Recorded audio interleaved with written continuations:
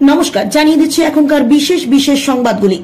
Garden bridge দুর্ঘটনায় মানুষের ব্যর্থতা রয়েছে, নিহতদের পরিবারকে আর্থিক সাহায্য ঘোষণা রাজ্যপালের। গার্ডেন ব্রিজ দুর্ঘটনার গাফিলতি কার? কারণ খুঁজতে উচ্চ পর্যায়ের বৈঠকে পুলিশ। কাটল না জোট জট, লোকসভায় নির্বাচনে নওশাদের মন্ত্র একলা চলো। 19 ঘন্টা পরেও গার্ডেন ব্রিজে চলছে উদ্ধার কার্য, মৃতের সংখ্যা বেড়ে 9। রাজ্য পুলিশের নয়া ডিরেক্টর জেনারেল বিবেক সহায়, নতুন দায়িত্বে রাজীব কুমার। শক্তির উপাসকরা কংগ্রেস এনডি জোটকে উপযুক্ত জবাব দেবেন, মন্তব্য মোদীর। এখন শুনবেন বিস্তারিত খবর। গার্ডেন ব্রিজে নির্মীয়মান বাড়ি ভেঙে মৃত্যুর ঘটনায় নিহতদের পরিবার পিছু 50,000 টাকা আর্থিক সাহায্য ঘোষণা করলেন রাজ্যপাল CV আনন্দ বোস। সোমবার বিকেলে ঘটনাস্থল পরিদর্শন করে স্থানীয় হাসপাতালে আহতদের দেখতে যান তিনি। কথা বলেন আহতদের পরিবার ও পরিজনের সঙ্গে। এই ঘটনায় যে প্রশাসনিক ব্যর্থতা রয়েছে সেদিকেও ইঙ্গিত করেছেন রাজ্যপাল বোস। একই সঙ্গে ঘটনায় দোষীদের বিরুদ্ধে কড়া পদক্ষেপ নেওয়ারও নির্দেশ দিয়েছেন রাজ্যের সাংবিধানিক প্রধান। ঘটনার পর রাজ্যের মুখ্যমন্ত্রী মমতা বন্দ্যোপাধ্যায় ক্ষতিগ্রস্তদের সঙ্গে দেখা করায় খুশি হয়েছেন রাজ্যপাল। হাসপাতালে আহতদের সঙ্গে দেখা করার পর CV আনন্দ বোস বলেন, যে কোনো দুর্ঘটনা আকস্মিক নয়, দুর্ঘটনার পিছনে সর্বদা মানুষের ব্যর্থতা থাকে। এই ঘটনাও তাই। অসহায় মানুষদের নিজেদের কোনো দোষ ছাড়াই মরতে দেখে খুবই দুঃখ লাগে। নির্মাতারা ব্যর্থ হয়েছেন, সুপারভাইজারও বড় ব্যর্থতা ছিল। এটাই এই দুর্ঘটনার বড় ব্যর্থতা। আমি আনন্দিত যে মুখ্যমন্ত্রী এখানে এসেছেন এবং সরকার আর্থিক সহায়তায় প্রস্তাব দিয়েছে, কিন্তু এটি বিকল্প নয়। সরকারের কাছে অনুমোদিত নির্মাণ শনাক্ত করার এবং প্রতিকারের ব্যবস্থা নেওয়ার বিকল্প রয়েছে। এটি কেবল এই শহরেই নয়, অন্য শহরেও রয়েছে। দুর্ভাগ্যবশত দরিদ্ররা মারা যায়। সরকারের উচিত অবিলম্বে প্রয়োজনীয় পদক্ষেপ নেওয়া এবং অবৈধ নির্মাণ শনাক্ত করা। গার্ডেন ব্রিজের বহুতল বিপর্যয়ের ঘটনায় কার গাফিলতি ছিল? পুলিশ প্রশাসন নাকি কলকাতা পৌর নিগমের? কাদের নির্দেশে এলাকায় গড়ে উঠেছিল এই অবৈধ নির্মাণ? মুখ্যমন্ত্রী মমতা বন্দ্যোপাধ্যায় খতিয়ে দেখে দোষীদের শাস্তির আশ্বাস দিয়েছেন। এরপরেই কলকাতা পুলিশের নগরপালের নির্দেশে গার্ডেন ব্রিজ থানায় শুরু হয়েছে লালবাজারের উচ্চপদস্থ আধিকারিকদের বৈঠক। সোমবার দুপুরে কলকাতা পুলিশের উচ্চপদস্থ আধিকারিকদের একটি বিশেষ দল গার্ডেন ব্রিজ থানায় এসে নিজেদের মধ্যে বৈঠক করেন। সঠিক কি ঘটনা ঘটেছিল তা জানার চেষ্টাও করেন তারা। গার্ডেন ব্রিজ থানায় যান 4 জন ডেপুটি কমিশনার অব পুলিশ পদমর্যাদার আধিকারিক ও একজন অতিরিক্ত নগরপাল। পাশাপাশি স্বজন হারানো এবং এই দুর্ঘটনায় নিখোঁজ হয়ে যাওয়া ব্যক্তির পরিবারের সদস্যরা গার্ডেন ব্রিজ থানায় দ্বারস্থ হয়েছেন। এর মধ্যে রয়েছেন মুর্শিদাবাদ থেকে আসা শেখ জাহির আব্বাস। তার 2 ভাইকে খুঁজে পাচ্ছেন না তিনি। জাহির জানাচ্ছেন তার 2 ভাই এই নির্মাণ বহুতলের রাজমিস্ত্রির কাজ করছিলেন।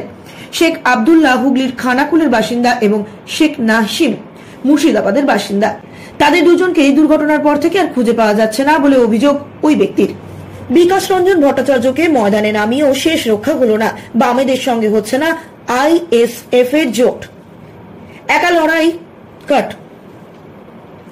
একা লড়ার সিদ্ধান্ত নিয়েছেন ইন্ডিয়ান সেকুলার ফ্রন্ট সূত্রের খবর। রবিবার CPM সাংসদ বিকাশ রঞ্জন ভট্টাচার্যের সঙ্গে বৈঠকে বসেন ISF এর নেতারা। সেই বৈঠকে জোটের জট কাটেনি।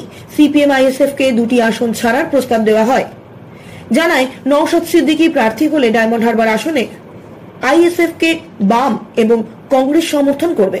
কিন্তু দীর্ঘ বৈঠকেও সমস্যার জট কাটেনি। ফলে ISF একাই লোকসভা নির্বাচনে লড়াইয়ের সিদ্ধান্ত নিয়েছে। ISF রাজ্য সভাপতি শামসুর আলী মল্লিক ETV ভারতকে বলেন, বামেদের সঙ্গে ISF এর জোট অসম্ভব। আমরা আজকে আবার নিজেদের মধ্যে বৈঠকে বসবো। তারপর কোন কোন আসনে প্রার্থী দেওয়া যায় তার সিদ্ধান্ত হবে।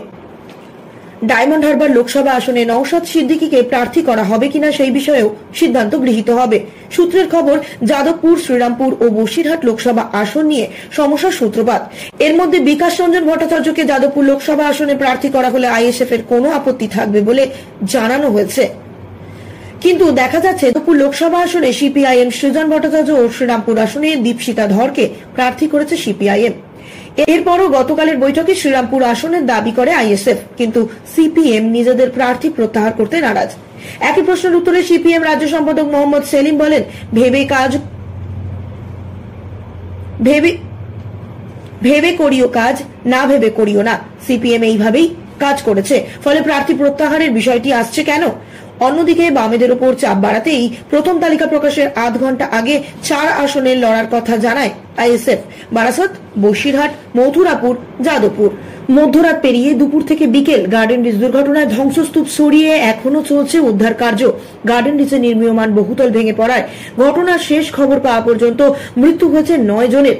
মৃত 7 জনের মধ্যে 5 জনের মৃত্যু হয়েছে এসএসকেএম হাসপাতালে, বাকি 2 জনের মৃত্যু হয়েছে গার্ডেন রিচের স্থানীয় এক বেসরকারি হাসপাতালে। দুর্ঘটনার পরই সকালে আহতদের এসএসকেএম হাসপাতালে নিয়ে যাওয়া হয়, সেখানে 6 জনের মৃত্যু হয়। মৃত 4 জনের নাম মোহাম্মদ ইমরান বয়স 27, রিজওয়ান আলম বয়স 23, আকবর আলী 34, মোহাম্মদ ওয়াসিদ 19, রমজান আলী 60 ও নাজিম উদ্দিন শেখ 24। ঘটনায় কড়া পদক্ষেপ নিয়েছে কলকাতা পৌরসভা। সিদ্ধান্ত হয়েছে 15 নম্বর বড় এক্সিকিউটিভ, একজন সাব অ্যাসিস্ট্যান্ট ইঞ্জিনিয়ার ও একজন অ্যাসিস্ট্যান্ট ইঞ্জিনিয়ারকে সুকজ করা হয়েছে।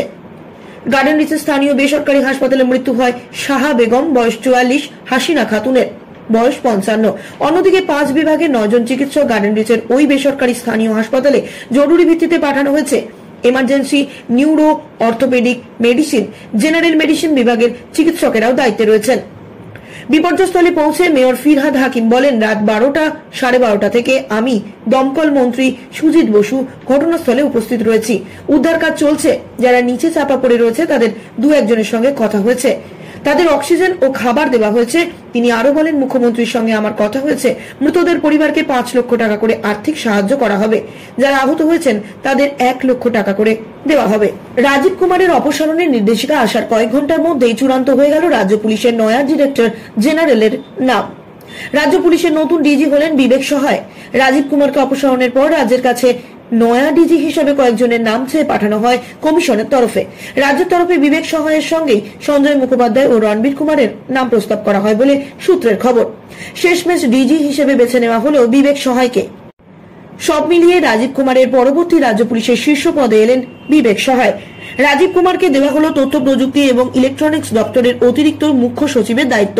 নয়া ডিজি বিবেক সহায়ের সঙ্গে বাংলার কানেকশন এই প্রথম নয়। 2021 বিধানসভা নির্বাচনের আগে মুখ্যমন্ত্রী মমতা বন্দ্যোপাধ্যায়ের নিরাপত্তার দায়িত্বে ছিলেন এই বিবেক সহায়, কিন্তু নন্দীগ্রামে গিয়ে মুখ্যমন্ত্রীর পা ভেঙে যাওয়ার ঘটনায় পদোন্নতি হয়।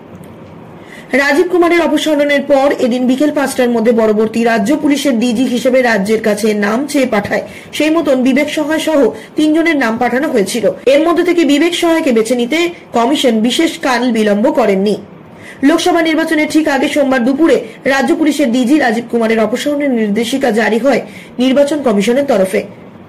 পাশাপাশি গুজরাট, উত্তরপ্রদেশ, বিহার, ঝাড়খণ্ড, হিমাচল প্রদেশ, উত্তরাখণ্ডের স্বরাষ্ট্র সচিবকেও অপসারণের নির্দেশ দেওয়া হয়। অপসারণ করা হয় মিজোরাম ও হিমাচল প্রদেশের সাধারণ প্রশাসনিক বিভাগের সচিবকেও। রাহুল গান্ধীর শক্তির বিরুদ্ধে লড়াই মন্তব্যের পাল্টা জবাব দিলেন প্রধানমন্ত্রী নরেন্দ্র মোদী। কর্ণাটকের শিবমোগায় লোকসভা নির্বাচনের প্রচারে এসে মোদী বলেন, দেশের শক্তির উপাসকরাই কংগ্রেস এবং ইন্ডিয়া জোটকে আগামী 4 জুন যোগ্য জবাব দেবে। উল্লেখ্য, রবিবার মুম্বইয়ের শিবাজি পার্কের নির্বাচনী সভায় রাহুল গান্ধী এনডিএ ক্ষমতার বিরুদ্ধে লড়াইয়ের ব্যাখ্যা দিতে গিয়ে হিন্দু ধর্মের শক্তি উপাসককে উদাহরণ হিসেবে তুলে ধরেন। রাহুলের সেই মন্তব্যে বিড়ম্বনায় পড়েন কংগ্রেস ও তার জোট সঙ্গীরা, বিশেষত শরদ পাওয়ারের এনসিপি এবং উদ্ধব ঠাকরের শিবসেনা গোষ্ঠী। রাহুল গান্ধী বলেন, হিন্দু ধর্মে একটা শব্দ আছে শক্তি, আমরাও একটা শক্তির বিরুদ্ধে লড়াই করছি। উল্লেখ্য, সনাতন ধর্মে শক্তি বলতেই মাতৃশক্তির আরাধনার কথা বোঝানো হয়। তাই রাহুলের মন্তব্য মাতৃশক্তি বিরোধী বলে নির্বাচনী আবহে প্রচার শুরু করে বিজেপি সহ এনডিএর সদস্য দলগুলি।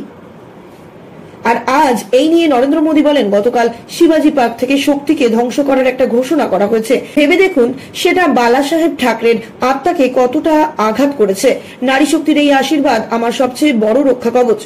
অন্য কোন সরকার স্বাধীনতার পর থেকে নারী শক্তির বিকাশে এত গুরুত্ব দেয়নি।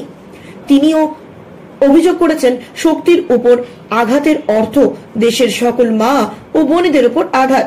এই ইস্যুতে ইন্ডিয়া জোটকেও নিশানা করেন মোদী। তার কথায়, ইন্ডিয়া জোট দেশের এই শক্তিকে ধ্বংস করতে চায়।